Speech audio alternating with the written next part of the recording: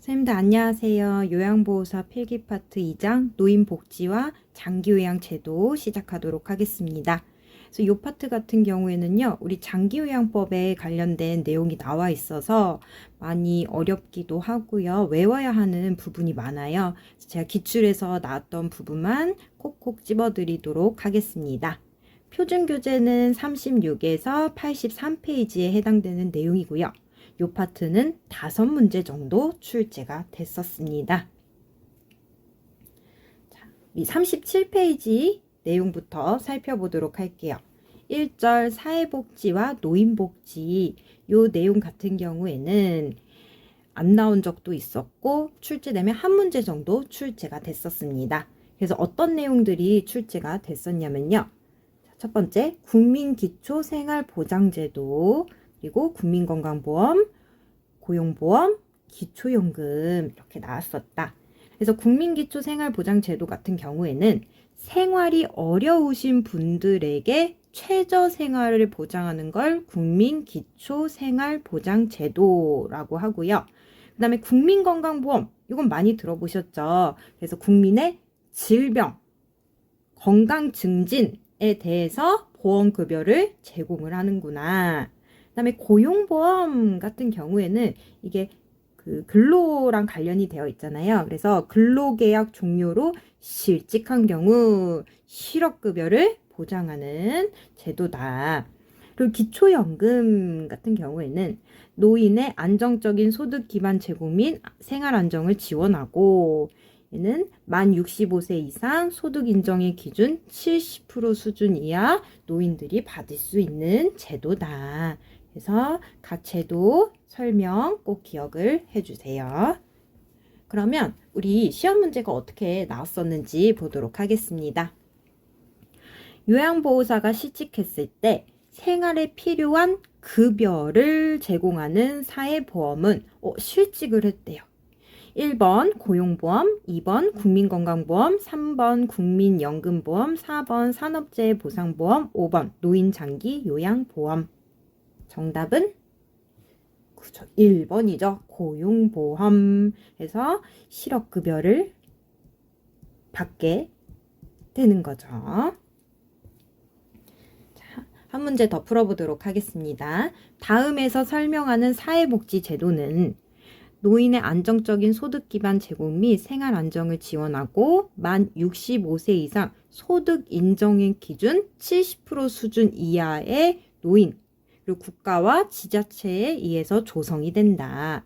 자, 그래서 안정적인 소득 기반 제공 및 생활 안정을 지원을 하는데 소득 인정의 기준 70% 수준 이하래요. 정답은 그죠. 2번 기초연금입니다. 자, 이렇게 풀어봤고요. 다음은요. 38페이지 내용입니다. 노인복지의 원칙. 그래서 이 내용은 중요한 내용이죠. 그래서 국제연합 유엔이 채택한 노인을 위한 원칙 5가지가 있습니다. 그래서 첫 번째, 독립의 원칙. 제가 여기다가 별표를 해놨죠. 가장 많이 출제가 됐었습니다. 그래서 독립의 원칙은요, 우리 어르신들이 가능하면 독립적으로 스스로 살 수 있도록 해야 된다. 그래서 이 내용들 기억해 주셔야 돼요.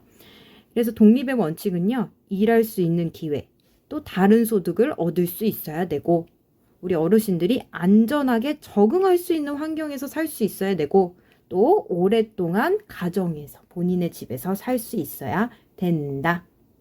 그 다음 우리 두 번째, 참여의 원칙. 그래서 지역사회에 참여를 할 수 있어야 된다. 그래서 지역사회를 위한 봉사 내용이 있고요. 그 다음에 세 번째, 보호의 원칙. 이건 말 그대로 보호를 받을 수 있어야 된다고요. 네 번째, 자아실현의 원칙. 그래서 우리 어르신들이 잠재력을 개발할 수 있어야 된다. 그 다음에 다섯 번째, 존엄의 원칙. 그래서 차별받지 않고 공정하게 대우받아야 된다. 관련된 문제 풀어보도록 하겠습니다. 국제연합 유엔이 채택한 노인을 위한 원칙 내용으로 옳은 것은 1번 경제적 기여에 따라 지원을 달리한다. 2번 가능한 한 오랫동안 가정에서 살 수 있게 한다. 3번 노인의 건강을 돌보는 비용은 국가에서 전담한다. 4번 시설에서는 안전을 위해 기본적 인권을 제한한다. 5번 경제활동의 지속 여부는 보호자의 결정에 따른다. 정답은 그렇죠. 2번이죠. 2번. 가능한 한 오랫동안 가정에서 살 수 있게 한다. 자, 1번. 경제적 기여에 따라 지원을 달리한다.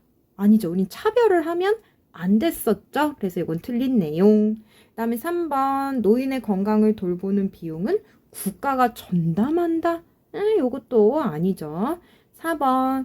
시설에서 안전을 위해 기본적인 인권을 제한한다. 인권 제한 안 되죠. 그 다음에 5번 경제활동의 지속 여부는 보호자의 결정 아니죠. 스스로 이제 결정할 수 있죠. 그래서 정답이 2번입니다. 자, 한 문제 더 풀어보도록 할게요. 자, 이렇게 사례를 주고요. 어떤 원칙에 해당되는가라고도 출제가 됩니다. 그래서 다음 사례에서 노인이 실천한 노인복지 원칙은 교사로 은퇴한 노인이 지역 아동센터 아동을 대상으로 한 교육봉사단체를 조직해서 활동을 한다. 그래서 지역에 봉사를 한다. 그래서 정답은 몇 번일까요? 딱 나오죠. 그죠? 4번. 지역봉사에 활동한다 해서 참여의 원칙이 되겠습니다. 그리고 이제 노인복지 사업에 유형해가지고요. 여러 가지가 나와 있는데요. 여기서도 이제 출제됐던 것만 살펴보도록 할게요. 그래서 40페이지 보시면요. 치매 공공 후견 사업이라는 게 있습니다. 치매 공공 후견 사업. 이거는 최근 CBT에서 출제가 됐던 내용입니다. 그래서 이게 뭐냐. 권리를 대변해줄 가족이 없어요. 이럴 때 후견인의 도움을 받는 것을 치매 공공 후견 사업이라고 합니다. 그러니까 내가 스스로 의사결정을 못해요. 이럴 때 대신 해주는 사업을 말한다. 그 다음에 노인복지관이라고 해서 이제 42페이지에 있는 내용인데요. 이 노인복지관은요. 어떤 어르신이 이용할 수 있는가? 모든 어르신이 이용할 수가 있어요. 그래서 이게 시험 문제에 어떻게 나왔었냐면요. 등급 외자로 판정된 대상자가 이용할 수 있는 서비스는 뭐냐 해서 정답이 노인복지관이었습니다. 왜? 노인복지관은 모든 어르신들이 이용하실 수 있으니까요. 그래서 관련된 문제 바로 풀어볼게요. 등급판정위원회의 심의 결과 등급 외자로 판정받은 대상자가 이용할 수 있는 서비스는 정답 바로 나오죠. 1번 노인복지관입니다. 나머지 2, 3, 4, 5번 같은 경우에는 등급을 받아야지 이용할 수 있는 서비스다. 다음 우리 47페이지의 내용인데요. 여기 보시면 노인보호 전문기관이라고 나와 있는데 이게 노인학대랑 관련된 기관입니다. 그래서 우리가 노인학대 내용이 뒤에서도 나와요. 자, 여기 페이지 표시를 해놨죠. 그래서 113페이지에도 이 노인보호 전문기관이 또 언급되기 때문에 같이 공부하시면 좋습니다. 노인보호 전문기관의 역할이 뭐냐? 이걸 물어봐요. 그래서 노인보호 전문기관의 역할은 첫 번째, 피해 노인 및 노인 학대자에 대한 상담을 진행을 하고요. 그 다음에 노인 학대 행위자를 대상으로 한 재발 방지 교육도 한다. 그리고 48페이지 내용이 있어요. 학대 피해 노인 전용 쉼터. 그래서 학대를 받으신 어르신들이 이 전용 쉼터에 가셔가지고 잠깐 머물게 됩니다. 그래서 이곳의 업무를 또 물어본 적이 있다. 그래서 여기서의 업무는 학대 피해 노인의 보호와 숙식을 제공하고 심리 상담을 하게 된다. 관련된 문제 바로 풀어보도록 할게요. 노인보호 전문기관의 역할로 옳은 것은 1번 학대 피해 노인에게 숙식을 제공한다. 2번 학대 피해 노인에게 취업을 알선한다. 3번 노인학대 행위자를 대상으로 재발 방지 교육을 한다. 4번 학대 행위자에 대한 법적 판정을 한다. 5번 노인학대 판정을 위한 의학적 진단을 제공한다. 정답은 그죠. 3번이죠. 노인보호 전문기관의 역할 해서 3번. 학대 행위자 대상으로 재발 방지 교육을 한다. 선생님들 우리 1번 같은 경우에는요. 어느 기관이었죠? 얘는 학대 피해 노인 전용 쉼터의 역할이었어요. 그래서 이렇게 정리해 주시고요. 다음 문제 보도록 할게요. 학대 피해 노인 전용 쉼터의 역할로 옳은 것은 1번 학대 행위자 신분조회, 2번 학대 피해 노인 보호와 심리상담, 3번 학대 피해 노인을 위한 후견인 지정, 4번 학대 피해 판정을 위한 의학적 진단, 5번 학대 피해 노인 보호 업무와 관련된 법 제정. 정답은? 그렇죠. 2번이죠. 이번에는 2절 노인 장기 요양 보험 제도에 대해서 살펴보도록 하겠습니다. 49페이지 내용이고요. 이 파트는요. 두세 문제 정도 출제가 돼요. 그리고 이게 법령이다 보니까 내용이 어렵기도 합니다. 우선은 이 보험 제도의 목적 시험에 나옵니다. 그래서 우리가 등급을 받게 되면요. 요양 서비스를 받을 수가 있죠. 자, 이 목적은 일상생활을 혼자서 수행하기 어려운 어르신들에게 신체활동, 가사활동을 지원을 한다. 그다음에 두 번째, 노후의 건강 증진 및 생활 안정을 도모하고 또 어르신들이 요양 서비스를 받게 되니까 가족의 부담이 줄어들게 돼요. 그래서 국민 삶의 질이 향상된다. 그래서 이 목적 물어보니까 꼭꼭 기억해 주시고요. 그 다음에 보건복지부가 관장하고 있는 제도고요. 그리고 국민건강보험공단이 보험자입니다. 관장한다. 누가 관장한다? 보건복지부. 그래서 우리 태권도 관장님, 또 미술관 관장님, 제일 높으신 분이죠. 그래서 관장은 보건복지부가 하고 그리고 보험자는 국민건강보험공단이구나. 그리고 국민건강보험공단 안에 몇 등급, 몇 등급 이렇게 등급을 판정해주는 위원회가 있습니다. 선생님도 50페이지 내용 보시면요. 여기 이렇게 동그라미, 네모, 화살표 해가지고 도식화된 부분이 있는데 여기서 국민건강보험공단이라는 내용 찾아보세요. 거기에 첫 번째 동그라미 보시면 장기요양 등급 판정이라고 있어요. 그래서 국민건강보험공단의 업무는 장기요양 등급 판정을 해주는 업무가 있다. 자, 그 다음에 장기요양급여 대상자가 있습니다. 그래서 이 대상자 중요한데요. 65세 이상 또는 65세 미만인데 노인성 질병을 갖고 있어야 돼요. 그래서 노인성 질병 여러 가지 책에 나와 있는데 그 중에 시험에 나왔던 게 혈관성 치매, 뇌경색증, 파킨슨병이 있었습니다. 자, 그리고 6개월 이상 동안 혼자서 일상생활 수행이 어려워야 돼요. 그래서 시험에 대상자를 짝짝짝짝짝 주고요. 어떤 분이 장기요양 등급 대상자냐 이렇게 출제가 돼요. 자, 문제 한번 풀어볼까요? 다음 중 노인 장기요양보험급여 대상자는 자 1번 뇌출혈로 병원에 입원한 55세 여성, 2번 결핵으로 일상생활이 어려운 50세 남성, 3번 혈관성 치매로 일상생활이 어려운 60세 남성, 4번 고혈압이 있고 일상생활이 가능한 65세 여성, 5번 뇌경색에서 회복되어 일상생활이 가능한 70세 남성. 자, 우리 우선 60세 이상 또는 65세 미만이지만 노인성 질병을 갖고 있어야 되고 6개월 이상 일상생활을 수행하기 어려워야 돼요. 그러면 우선 일상생활이 어려워야 돼요. 4번, 5번은 일상생활 가능하시죠? 그 다음에 1번은 그런 얘기가 안 나와 있죠. 자, 그럼 2번, 3번 보면요. 결핵으로 일상생활이 어려운 50세 남성. 우리 65세 미만이면요. 노인성 질병을 갖고 있어야 돼요. 그래서 탈락. 자, 3번.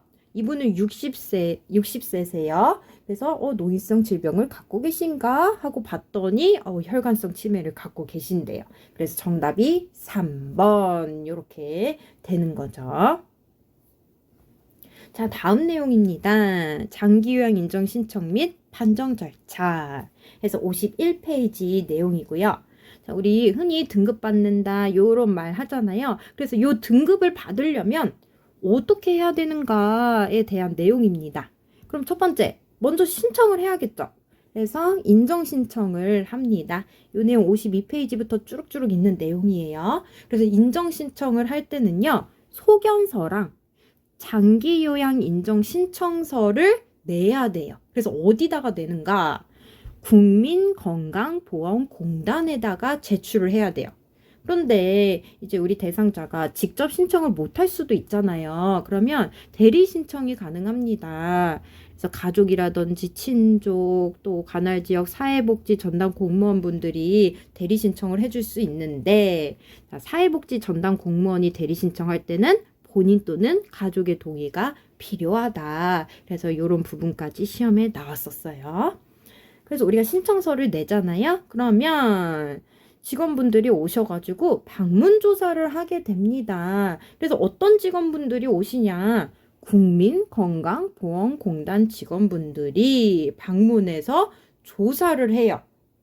그래서 장기요양 인정조사표를 갖고 와서 그 기준으로 조사를 하는 거예요. 자, 이제 조사해서 가셨어요. 그러면 이제 등급 판정을 하시겠죠. 자, 국민건강보험공단에서 조사를 해갔어요. 이 조사 결과서를요, 등급판정위원회에다가 제출을 하십니다. 그러면 등급판정위원회에서 이분은 수급자다 하고 판정을 해줘요. 근데 이 판정이 30일 이내로 이루어져야 합니다. 그래서 요 일수 기억해 주셔야 돼요. 일수. 거의 한 달 이내면 이루어지는구나 라고 보시면 돼요. 이게 뭐 90일 이내 이렇게 나오면 오답이다. 자, 판정을 하면 판정 결과가 나오겠죠. 그래서 결과는 1에서 5등급 그리고 인지지원 등급 중에 한 가지가 나오게 된다. 그래서 5등급까지 있구나. 인지지원 등급 있고, 그 다음에 판정 결과를 그럼 알려줘야 되죠. 판정 결과 통보. 그래서 국민건강보험공단이 수급자에게 결과 이렇게 나왔어요 하고 알려줘야 돼요. 근데 알려줄 때 두 가지 서류를 줍니다. 장기요양 인정서랑 등급 몇 등급 나왔어요. 어떤 급여 이용할 수 있어요. 이런 장기요양 인정서랑 개인별 장기요양 이용 계획서 해서 이러이러한 급여 그 다음에 뭐 비용 이 정도 되고요. 그런 장기요양 이용 계획서 두 가지 서류를 주게 됩니다.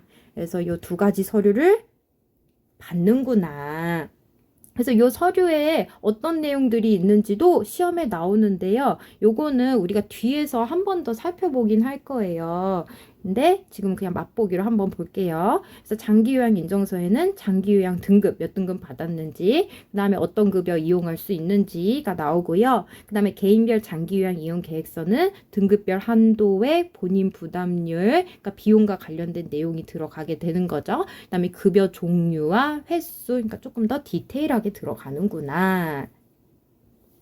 그럼 우리 관련된 내용 풀어보도록 하겠습니다. 자, 노인 장기요양 보험 등급 인정에 관한 설명으로 옳은 것은 1번 장기요양 인정은 지방자치단체에 신청한다. 2번 장기요양 인정 점수에 따라 8등급으로 나뉜다.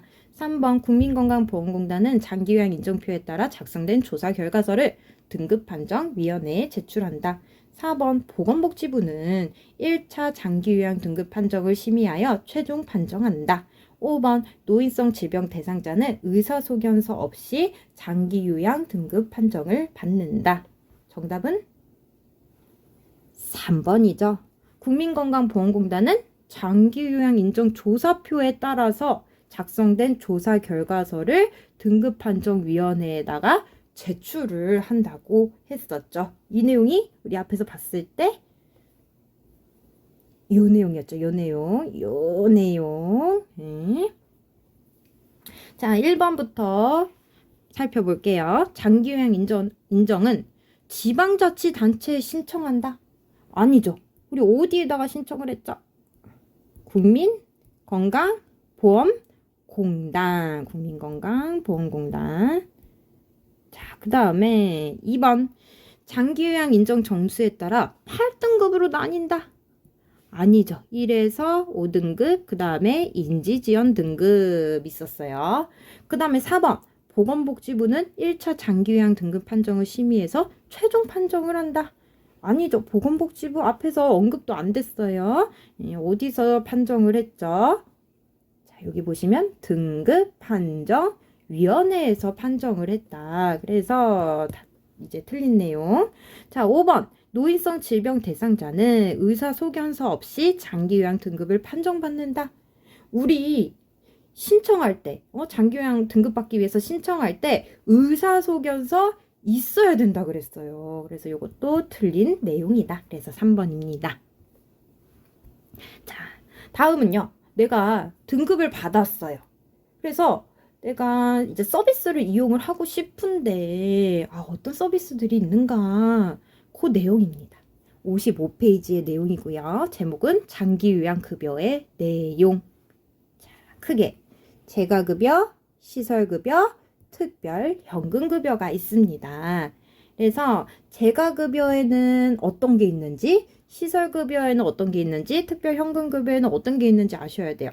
재가급여에는 방문요양, 방문목욕, 방문간호, 주야간보호, 단기보호, 기타 재가급여가 있고요. 그 다음에 시설급여에서는 노인요양시설, 노인요양, 공동생활가정이 있구나. 그리고 특별현금급여는 가족요양비, 특례요양비, 요양병원 간병비가 있는데 지금까지 시험에 가족요양비만 나왔었다. 그래서 특별현금급여에 해당되는 거는 가족요양비 기억해 주시면 되고, 그 다음에 재가급여의 장점. 그래서 재가급여 같은 경우에는요, 대상자가 집에서 생활을 하세요. 집에서 생활하고 계신다. 그렇기 때문에 친숙한 환경에서 지낼 수 있고요. 그 다음에 시설급여 같은 경우에는요, 시설에 말 그대로 입소를 하는 거예요. 그렇기 때문에 종합적인 서비스를 받을 수가 있습니다. 그래서 요 장점 출제가 됐었고, 그 다음에 재가급여부터 한 개씩 살펴볼 건데요. 방문요양 해가지고 설명이 나와 있어요. 그래서 시험에 요 설명을 주고요. 이게 뭐냐 하면 이렇게 방문요양. 이것도 마찬가지예요. 주야간보호도 이렇게 설명을 주고 이게 뭐냐 하면 주야간보호 고를 수 있어야 돼요. 자, 우선은 방문요양이 뭐냐. 신체적, 정신적 장애로 어려움을 갖고 가정에서 생활하시는 분들에게 각종 편의를 제공해서 지역사회 안에서 안정된 노후를 영위하도록 하는 걸 말하고, 그 다음에 방문요양, 방문목욕, 방문간호 있고요. 그 다음에 주야간보호는요, 하루 중 일정 시간을 보호해주는 곳이에요. 주야간보호센터 길 가다 보면 많이 보이시죠? 이렇게 일정 기간 보호를 해준다. 일정 시간 동안. 그 다음에 단기보호 같은 경우에는 부득이한 사유로 가족의 보호를 받을 수 없을 때 단기간 입소를 하는 거예요. 그래서 이거 입소하니까 시설급여 아니야? 라고 생각할 수 있는데, 이제 부득이한 사유로 잠깐 맡겨야 된다. 이럴 때 쓰는 급여기 때문에 재가급여에 해당이 됩니다. 그래서 요거 헷갈릴 수 있으니까 잘 정리해 주시고요. 그 다음에 기타 재가급여에 뭐가 있냐면요, 복지용구 제공이 있습니다. 복지용구 제공. 그 다음에 시설급여 같은 경우에는요, 노인요양시설, 노인요양 공동생활가정이 있는데, 얘는 입소형이죠. 자, 노인요양 공동생활가정이 시험에 나왔었어요. 그래서 노인요양 공동생활가정은요, 책에 가정과 같은 주거 여건과 급식, 요양 등을 제공한다라고 명시되어 있고요. 우리 시험에서는 친숙한 주거 여건과 급식, 요양을 제공하는 곳은 해가지고 이렇게 선택하는 게 나왔었다. 그럼 시험 문제 풀어보도록 할게요. 자, 다음에서 설명하는 장기요양급여는 하루 중 일정 시간 동안 대상자를 보호하면서 신체활동을 지원하고 심신기능 향상을 위해 교육, 훈련을 제공한다. 그래서 일정 시간 동안 대상자를 보호한대요. 그래서 정답은? 그렇죠. 주야간 보호. 이렇게 된다. 자, 다음은 57페이지 내용입니다. 그래서 우리 대상자가 요런 시설이라든지 아니면 재가 서비스를 이용을 하잖아요. 그러면 본인 부담률이 시설 같은 경우에는 20%, 그 다음에 이제 제가 같은 경우에는 15%예요. 요것만 내시면 돼요. 그러면 나머지 비용 어떻게 해요? 80%. 그리고 85%. 요 나머지 비용 어떻게 해요? 나머지 비용. 장기 요양 기간은 나머지 비용. 국민건강보험공단에 장기 요양 급여 비용을 청구를 합니다. 그래서 본인 부담금 이제 기간에 내고 또 기간은 요 남은 금액을 보험공단에다가 청구를 한다. 그러면 국민건강보험공단은 이 청구받은 내용을 심사를 해서 공단 부담금을 해당 장기 요양 기간에 지급을 합니다. 그래서 이 나머지 돈을 이제 장기 요양 기간에다가 이제 그 국민건강보험공단이 지불을 해주는 거예요. 근데 이제 당월에 지급을 하는 거죠. 당월. 그러니까 한 달에 한 번. 이게 시험에 1년에 한 번 지급한다 이렇게 나오면 틀리는 거예요. 우리도 월급 한 달에 한 번씩 받잖아요. 그죠? 그런 것처럼.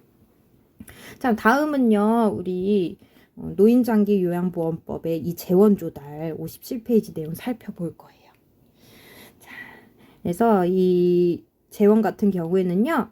보험료, 국가지원, 그리고 본인 부담 이렇게 구성이 되어 있습니다. 그래서 이제 보험료 같은 경우에는요. 우리 이제 일하고 월급을 떼면요. 노인 장기 요양 보험료라고 명시되어 있는 항목을 떼게 돼요. 그래서 거기서 이제 비용을 이제 받게 되는구나.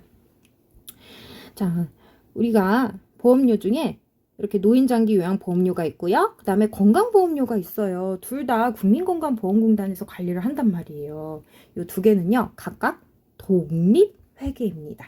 각각 독립회계. 법 자체가 다르잖아요. 그래서 독립회계다. 이게 시험에 통합회계다. 이렇게 나오면 틀려요. 그 다음에 국가지원 같은 경우에는 자, 국가가 보험료 예상 수입액의 20% 이거 20% 나와요. 20% 국가가 20%를 줘요. 그리고 의료급여 수급권자 같은 경우에는요. 본인 부담금이 없거든요. 그 비용 누가 내는가? 국가랑 지방자치단체에서 냅니다. 자, 그리고 우리가 본인 부담도 한다고 했죠. 그래서 58페이지 내용이고요. 시설급여 같은 경우에는 20% 본인 부담. 그 다음에 재가급여 같은 경우에는 재가급여의 복지연구도 있었죠. 15% 본인 부담이다. 그리고 국민기초생활수급권자 본인 부담금 없음. 그리고 비급여 항목은 전액 100% 본인 부담입니다. 그래서 요거는 외워주셔야 돼요. 시설 같은 경우에는 20, 재가는 15, 국민기초생활수급권자는 본인 부담금 없음, 비급여는 전액 본인 부담. 관련된 문제 풀어보도록 할게요. 장기요양 기간의 비용 청구 및 재원에 관한 설명으로 옳은 것은 1번 국가는 보험료 예상 수입액의 20%를 부담한다. 2번 장기요양 기간은 본인 부담금을 보건복지부에 청구한다. 3번 장기요양 보험료와 건강보험료는 통합회계로 관리한다. 4번 장기요양 기간은 의료급여 수급권자의 급여 비용을 전액 부담한다. 5번 국민건강보험공단은 급여 비용을 연 1회 장기요양 기간에 지급한다. 정답은 그렇죠. 1번이죠. 국가는 보험료 예상 수입액의 20%를 부담을 한다. 자, 2번. 장기 요양 기간은 본인 부담금을 어디에다가 청구했죠? 보건복지부가 아니라 국민건강보험공단에 청구를 했습니다. 자, 그 다음에 3번. 장기 요양 보험료와 건강보험료는 통합회계로 관리한다. 아니죠. 각각 독립회계로 관리를 해주셔야 된다. 자, 4번. 장기요양 기간은 의료급여 수급권자의 급여 비용을 전액 부담한다. 아니, 장기요양 기간이 급여 비용을 전액 부담해주면 적자가 나겠죠. 먹고 살 게 없겠죠. 자, 의료급여 수급권자의 급여 비용. 누가? 국가, 지자체가 부담한다. 그 다음에 5번 국민건강보험공단은 급여 비용을 연 1회 장기요양 기간에 지급하는 게 아니라 당월에 지급을 했었죠. 그래서 1번이다. 다음은요. 58페이지 내용입니다. 장기요양 서비스 이용 지원. 그래서 내가 등급을 받았어요. 그래서 뭐 시설이라든지 재가라든지 이런 장기요양 서비스를 이용하고 싶어요. 대체 어떻게 이용을 하는가? 그 절차예요. 그래서 이 절차 순서 시험에 나온 적이 있어요. 보면 제가 빨간 글씨로 해놓은 데 있죠. 그러니까 여기가 이렇게 가로로 해서 빈칸을 뚫어놔요. 그 다음에 이 가로 안에 들어갈 내용은 이렇게 출제가 됐었다. 자, 그러면 첫 번째, 내가 이용하고자 하는 센터에 서비스를 신청하고 그 다음에 방문 상담을 하게 됩니다. 근데 요때 자, 여기 보시면 59페이지에 있는 내용이에요. 자, 서비스 신청 및 상담을 할 때 이렇게 장기요양 서비스를 이용할 때 요 두 가지 서류가 필요합니다.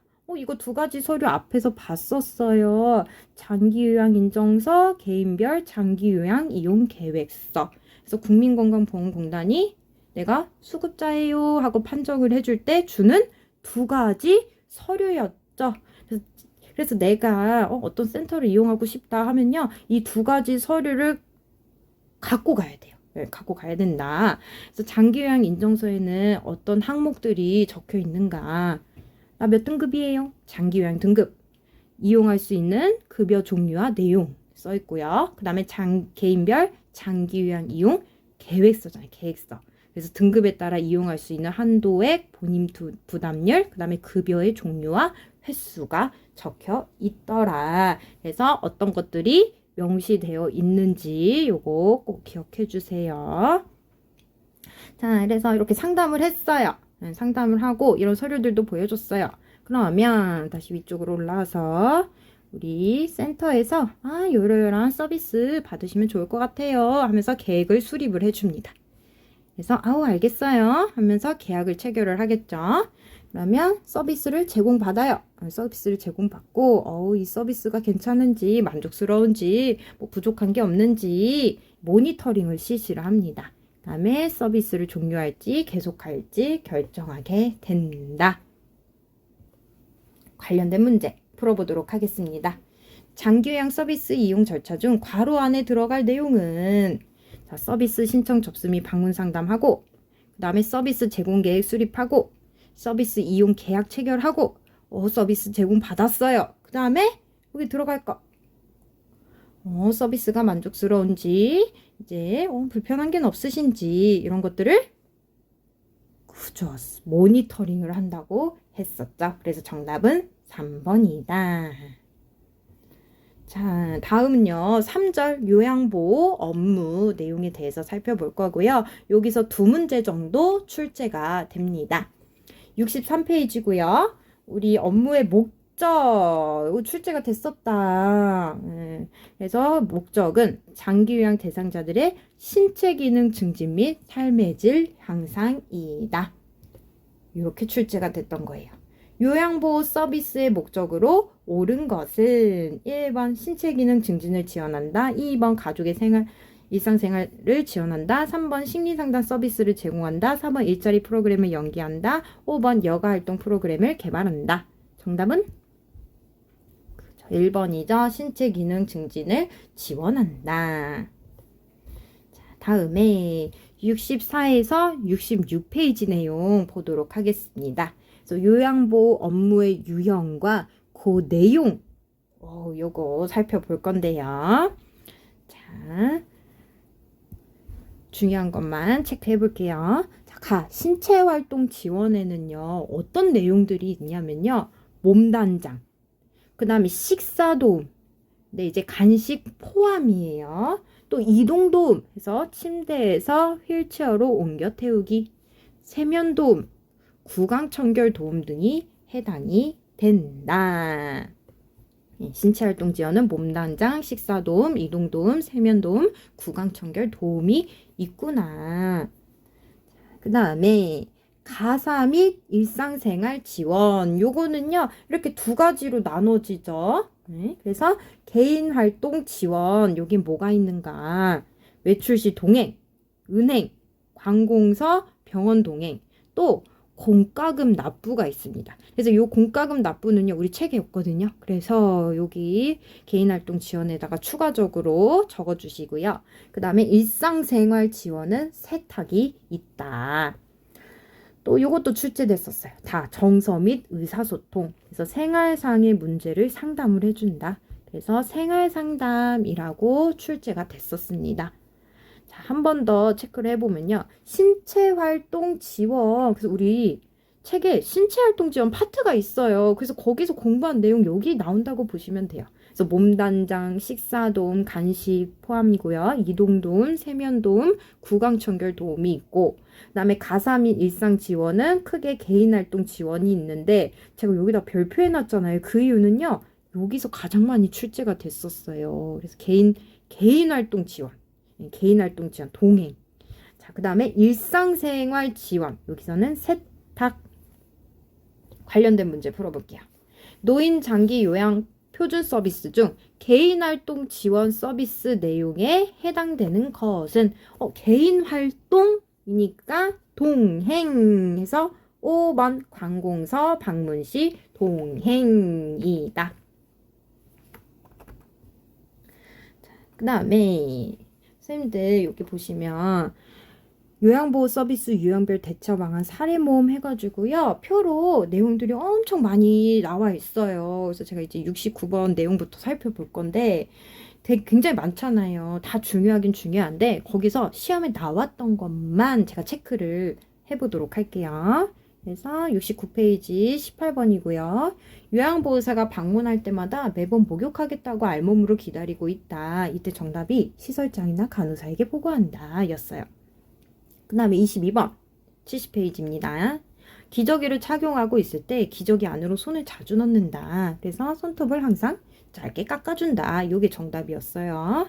그 다음에 23번 한쪽으로 누워있는 대상자가 기저귀를 착용하고 있지만 소변이 샌다. 이때의 방법은 몸 한쪽에 베개나 방석을 대는 등의 방식으로 체위를 바꿔준다. 그 다음에 71페이지 29번 명절 음식을 만들어 달라고 요구한다. 그래서 이 정답이 요양 서비스 업무 범위에 대해서 설명하여 이해를 돕는다. 우리가 할 수 없는 일이잖아요. 네, 그래서 그렇게 설명해 주시면 되고 그 다음에 72페이지 32번 산책 지원 서비스를 거부하고 누워만 있으려고 한다. 그래서 좋아하는 화분에 물을 주자고 그렇게 유도를 하고 그 다음에 74페이지 43번 대상자 세탁물 이외에 세탁물이 안에 있다. 요양 서비스 업무 범위에 대해 이야기를 한다. 이야기가 빠졌네요. 그래서 우리가 가족의 세탁을 해드릴 수는 없잖아요. 그래서 그렇게 설명해야 되고요. 그 다음에 75페이지 50번 대상자가 아들과 며느리 이야기, 집안 사람들에 대한 헌담을 한다. 그래서 대상자 이야기를 들어주되 옳고 그름에 대해 판단하지 않는다. 네, 괜히 옳고 그름 판단하다가 큰일 날 수 있어요. 그 다음에 51번 대상자가 귀가 잘 들리지 않아 가까이서 이야기하면서 몸을 만지고 있대요. 성추행에 해당이 되는 거죠. 기관장에게 보고한다. 자, 그 다음에 77페이지 내용 보도록 할게요. 요양 서비스 제공 원칙 및 준수사항 내용입니다. 그래서 우리가 요양 서비스를 제공할 때 어떤 원칙들을 지켜야 된다. 그거고요. 자, 1번 보시면 대상자의 성격, 습관 등 서비스 제공 개시 전에 미리미리 이런 것들을 확인을 해라. 그래서 여기 같은 말로 뭐라고 출제가 됐었냐면요. 서비스 제공하기 전에 대상자의 특성을 확인해라. 그리고 서비스를 계획을 할 때 대상자의 습관을 반영해라. 라고 나왔다. 2번 가능한 한 자립생활을 할 수 있도록 하고 그 다음에 대상자의 능력을 최대한 활용해라. 그래서 이게 같은 말로 잔존 능력을 고려해서 서비스를 제공해라 라고 나왔고요. 그 다음에 이제 6번 항목이에요. 모든 서비스는 대상자에게만 제공을 해야 돼요. 그러니까 가족에게 제공하면 안 된다. 그 다음에 7번 상태 변화, 서비스 추가 변경, 또 의료 진단이 필요하다. 이럴 때는 시설장, 관리 책임자분에게 보고를 해야 됩니다. 이 말은 즉 우리가 서비스 임의로 조정하면 안 된다. 그 다음에 10번 의료행위 그래서 관장을 하지 않는다. 단 경구약 복용 돕기 그 다음에 외용량 도포 마드카스를 바르는 거 이런 것들은 가능하다. 그 다음에 11번 응급처치 우선순위에 따라 처치를 해라. 관련된 문제 풀어볼게요. 요양보호사가 지켜야 하는 서비스 제공 원칙으로 옳은 것은 1번 보호자에게 필요한 서비스를 제공한다. 2번 응급상황 시 우선순위에 따라 의료행위를 한다. 3번 대상자의 잔존 능력을 고려해서 서비스를 제공한다. 4번 상태 변화가 있어도 계획대로 서비스를 제공한다. 5번 대상자의 생활 방식을 요양보호사의 기준에 맞춘다. 정답은? 그죠. 3번이죠. 대상자의 잔존 능력을 고려해서 서비스를 제공해라. 자, 1번. 보호자? 아니죠. 대상자에게 필요한 서비스 제공해야 되죠. 그 다음에 2번. 응급상황 발생 시 우선순위에 따라 의료행위 하면 안 된다. 4번. 상태 변화가 있어도 계획대로 서비스를 제공한다. 아니죠. 상태 변화가 있으면 보고한다. 자, 5번 대상자의 생활 방식을 요양보호사 기준에 맞추는 게 아니라 대상자 기준에 맞춘다. 자, 요양보호 서비스 제공 원칙으로 옳은 것은 1번 대상자 가족 중심으로 서비스를 제공한다. 2번 대상자가 자립생활을 할 수 있도록 지원한다. 3번 응급상황 시 우선순위에 따라 의료행위를 한다. 그 다음에 4번 대상자의 개인적인 욕구보다 기간의 지침을 중시한다. 5번 대상자의 상태가 달라지면 요양보호 서비스를 조정한다. 정답은? 그죠. 2번이죠. 대상자가 자립생활을 할 수 있도록 지원한다. 다음 문제입니다. 80페이지 내용이고요. 요양보호사의 역할. 마지막 내용이에요. 조금만 힘내세요. 그래서 우리의 역할로는요. 숙련된 수발자, 정보전달자, 관찰자, 말법가 상담자, 동기유발자, 옹호자가 있습니다. 그래서 이 각각 역할들이 어떤 거에 해당이 되고 그 다음에 이렇게 설명이 나오면요. 또 어떤 역할인지 아셔야 돼요. 그래서 가장 많이 출제됐던 게 제가 빨간 글씨에 해놨죠. 관찰자가 가장 많이 나왔었다. 자, 우선은 숙련된 수발자는 뭐냐면요. 내가 지식과 기술을 갖고 있어야 돼요. 그래서 대상자의 불편함을 경감을 해줘야 된다. 이게 숙련된 수발자. 그 다음에 두 번째, 정보 전달자는요. 대상자의 상태를 가족이나 시설장들에게 전달하고 보고를 해야 된다. 그러니까 정보 전달자죠. 그 다음에 관찰자는요. 대상자의 맥박, 호흡, 심리적 변화를 살펴본다 해서 관찰자. 이게 같은 말로 뭐라고 나왔냐면요. 신체적 증상, 심리적 변화를 확인하고 약 복용 여부를 파악한다. 복용했는지 안 했는지 관찰을 해야 되죠. 그래서 관찰자. 또 네 번째, 말법가 상담자. 그래서 대상자와 관계를 형성하는 거고, 그다음에 동기유발자. 대상자에게 동기유발을 줘야 돼요. 그래서 대상자의 능력을 최대한 발휘할 수 있도록 하자. 그래서 이 내용이 같은 말로 시험에 이렇게 나왔어요. 대상자 스스로 신체 활동을 하도록 격려하자. 동기를 유발해주자. 그 다음에 옹호자. 대상자 편이 돼주는 거예요. 그래서 차별받는 대상자를 지지를 해준다. 얘는 또 사례가 나왔었어요. 그래서 대상자가 성희롱 당했을 때 기관장에게 보고하고 학대 의심될 때 경찰에 신고한다. 이렇게 대상자를 지지해준다. 옹호자에 해당이 됩니다. 관련된 문제 풀어볼게요. 요양보호 서비스를 제공할 때 대상자의 상태 변화와 약 복용 여부를 파악하는 요양보호사의 활동은 하면 정답은? 그렇죠. 관찰자죠. 관찰자. 그래서 우리가 문제를 이렇게 풀어봤습니다. 그래서 2장 내용은요. 5문제 정도 출제가 된 파트이기 때문에 내용이 상당히 많았어요. 그래서 잘 정리해 주시고요. 다음번에 3장 내용으로 찾아뵙도록 하겠습니다.